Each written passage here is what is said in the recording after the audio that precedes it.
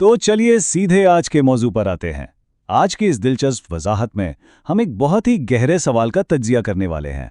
हमारे शऊरी और इरादी फैसले आखिर किस तरह हतमी नताइज को शक्ल देते हैं?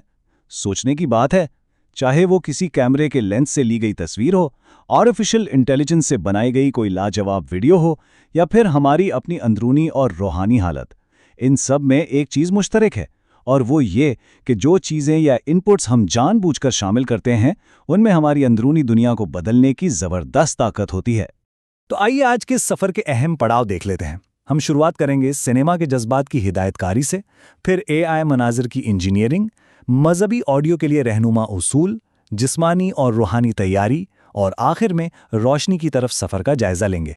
पहला हिस्सा, सिनेमा के जज्बात की हिदायतकारी, यानी कैमरे की बसरी नफ्सियात। फिल्म मेकर्स अकेडमी के मुताबिक एक सिनेमाटोग्राफर दरअसल एक बसरी माहिर नफ्सियात के तौर पर काम करता है। अब इस मिसाल को देखिए। बाएं जानिब तन्हाई और गम को दिखाने के लिए बिल्कुल दूर से लिए गए मुस्तहकम और लॉक्ड ऑफ शॉट्स का इस्तेमाल किया गया है। इससे किरदार माहौल में बिल्कुल तन्हा लगता है। लेकिन दाएं जानिब देखें, खुशगवार यादों या फ्लैशबैक्स को दिखाने के लिए हैंडहेल्ड कैमरे की गर्मजोश हरकत और वसी लेंसेज का इस्तेमाल किया जाता है, जो फौरन एक कुर्बत और खुशी का एहसास पैदा करते हैं। कमाल है ना? अब यहाँ शेन हर्बर्ट का ये कॉल बहुत दिलचस्प है। आप दर हकीकत कैमरे के बजाय लेंस को पैन कर सकते हैं। इसका क्या मतलब हुआ? जब स्विंग और टिल्ट लेंसेज का इस्तेमाल किया जाता है तो फोकल प्लेन तबाही तौर पर तब्दील हो जाता है। इससे स्क्रीन पर बिल्कुल वैसी ही बेचैनी और उलझन पैदा होती है जो किसी को एंग्जाइटी या अल्जाइमर की बीमारी के दौरान महसूस होती है। यानी एक तकनीकी अमल सीधा इंसानी नफ्सियात को छूता है। दूसरा हिस्सा, एआई मनाजिर की इंजीनियरिंग, बेहतरीन प्रॉम्प्ट की तश्कील। अब डिजिटल दुनिया की तरफ आते हैं। एक शानदार एआई वीडियो प्रॉम्प्ट के लिए एक वाज़ेह ब्लूप्रिंट की ज़रूरत होती है। अगर एआई को गोलमोल या गैर वाज़ेह हिदायत दी जाएं तो नतीजा बिल्कुल बेजान और स्पॉट होगा।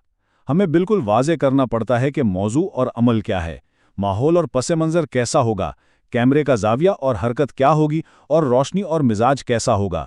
यहाँ हर एक लफ्ज़ का इंतखाब निहायत शऊरी होना चाहिए। और इस चार्ट से ये बात बिल्कुल साफ हो जाती है कि सिर्फ रोशनी या लाइटिंग के अल्फाज तब्दील करने से एआई के बनाए गए मंजर का जज्बाती तासुर कितना ड्रामाटिक तौर पर बदल जाता है। नरम कुदरती रोशनी एक सुकून और मुस्तनदपन लाती है। साइड लाइटिंग गहरे साए और ड्रामाई गहराई पैदा करती है, जबकि बैक लाइटिंग तारीक पेश मंजर के साथ एक पुरस्रार माहौल बना देती है। ये सब सिर्फ और सिर्फ तख्लीककार के इरादे पर मुनहसर है। तो यहाँ एक बहुत अहम सवाल पैदा होता है। इरादे और शऊर के ये असूल सिर्फ देखने की हद तक तो ठीक हैं, मगर ये बसरी दुनिया से आगे कैसे लागू होते हैं? इंसानी तजुर्बे के ऑडियो और यहाँ तक के रूहानी पहलुओं पर ये असूल किस तरह असरअंदाज होते हैं? आइए देखते हैं। तीसरा हिस्सा, मजहबी ऑडियो के लिए रहनुमा उसूल, मीडिया में तक़द्दुस की बरकरारी।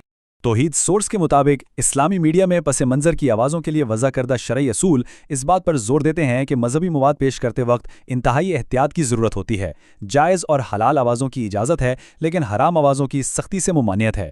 यहाँ तक कि ऐसी गुनगुनाहट जो मौसीकी जैसी लगती हो, उसका हुक्म भी मौसीकी जैसा ही है। गैर इस्लामी मजहबी आलात का इस्तेमाल कतई नहीं किया जा सकता। और सबसे अहम नुक्ता ये है कि पस मंज़र की आवाज़ें कभी भी तिलावत कुरान की पाकीज़गी को मुतासिर ना करें और ना ही सुनने वाले की तवज्जो हटाएं। चौथा हिस्सा, जिस्मानी और रूहानी तैयारी, वुज़ू की खामोश मौजूदगी।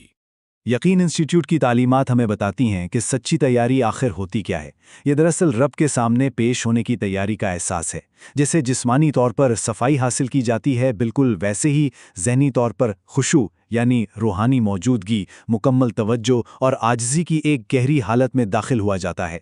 ये कोई रस्मी अमल नहीं, बल्कि एक मुकम्मल तौर पर इरादी और शऊरी कदम है। एक तरफ दिल पर गफलत की धुंध और गुनाहों के दाग हैं, और दूसरी तरफ वज़ू का पाक साफ पानी है। ज़राए के मुताबिक वज़ू के पानी के हर एक कतरे के साथ शऊरी और मुकम्मल वज़ू के ज़रिए गुनाह अमली तौर पर धुल जाते हैं। ये सिर्फ जिस्म का धुलना नहीं है, बल्कि ये बैरूनी पानी का अंदरूनी दुनिया पर एक गैर मामूली और गहरा असर है। और इसकी रूहानी अहमियत ज़रा मुलाहिज़ा करें। इस्लामी तालीमात में ये वाज़ेह तसव्वुर मौजूद है कि जो शख्स मुश्किलात और मशक्क़त के बावजूद कामिल और बेहतरीन वज़ू करता है, उसके लिए जन्नत के 8 दरवाजे खोल दिए जाते हैं। ये बताता है कि एक इंसान का जानबूझकर किया गया मुखलसाना अमल कितने अजीम नतीजे दे सकता है। पांचवां हिस्सा, रोशनी की तरफ सफ़र, तब्दीली और निजात। اب ہم ویسلز آف ورچوز منسٹریز کے حوالے سے تاریخی اور جدید دونوں ادوار کی مثالیں دیکھتے ہیں۔ پہلی صدی میں پولس کا دمشق کے راستے میں مسیح کا تجربہ ہو جس نے اسے بالکل تبدیل کر دیا، یا موجودہ دور میں کولاول عزیز جموں کا بائبل کا مطالعہ اور گہرا روحانی تجربہ ہو۔ یہ تمام واقعات اس بات کی عکاسی کرتے ہیں کہ انسان کس طرح اخلاقی زوال اور بے مقصدی کے اندھیرے سے نکل کر روحانی بیداری کی روشنی کی طرف قدم بڑھاتا ہے۔ یہ سچائی کی تلاش کا ایک سچا شعوری سفر ہے۔ بائبل میں یوحنا 12:46 کا یہ بنیادی صحیفہ اس تصور کو مزید مستحکم کرتا ہے کہ عقیدہ اور ایمان روحانی خالی پن سے نکلنے کے لیے حتمی رہنما کے طور پر کام کرتے ہیں۔ میں دنیا میں روشنی بن کر آیا ہوں تاکہ جو کوئی مجھ پر ایمان لائے وہ اندھیرے میں نہ رہے۔ تاریکی کو چھوڑنے اور روشنی کو اپنانے کا یہ ایک نہایت واضح اور پختہ ارادہ ہے۔ تو آئیے اس ساری گفتگو کو سمیٹتے ہیں۔ تمام شعبوں میں، چاہے وہ سنیما میں کیمرے کی ہدایت کاری ہو، AI کے لیے ایک نپاتولہ پرومپٹ لکھنا ہو، مذہبی آڈیو کی نگرانی ہو، یا عبادت سے پہلے وضو کرنا ہو، بامقصد اور شعوری ان پٹس ہی حتمی نتائج میں گہرائی، نور اور مقصد پیدا کرتے ہیں۔ ہماری شعوری توجہ ہی حتمی نتیجے کا تعین کرتی ہے۔ اور آخر میں یہ گہرا سوال ہمیں خود سے پوچھنا چاہیے، اگر ہم کیمرے کے زاویوں، آواز کی باریکیوں اور ٹیکنیکی انپٹس کو لے کر اس قدر محتاط اور ارادی ہو سکتے ہیں، تو ہم اپنی روح کو تشکیل دینے کے لیے کن شعوری اعمال کو اپنا رہے ہیں؟ وہ کون سے انپٹس ہیں جو ہمارے اندرونی وجود کو شکل دے رہے ہیں؟ اس پر ضرور غور کیجیے گا۔